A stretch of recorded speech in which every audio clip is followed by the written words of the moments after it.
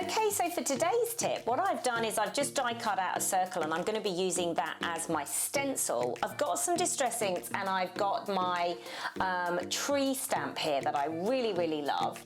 And what I'm going to do and to start off with is I'm just going to put a circle right in the middle. Now this is just a bit of white cardstock that I've put onto my card. And I find Salty Ocean is a little bit, it's quite dark, and so it needs a little bit of softening on the outsides before you work into the middle. Otherwise it leaves quite a few marks.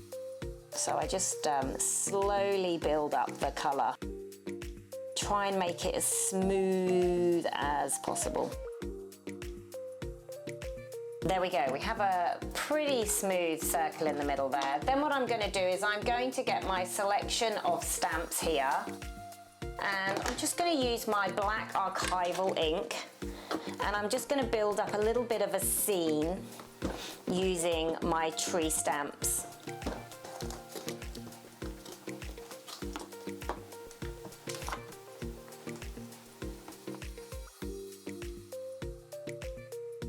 Now that is such a pretty card. You can add your sentiment in the middle there, or you can just leave it as it is. Thanks for joining me, and I look forward to seeing you next time.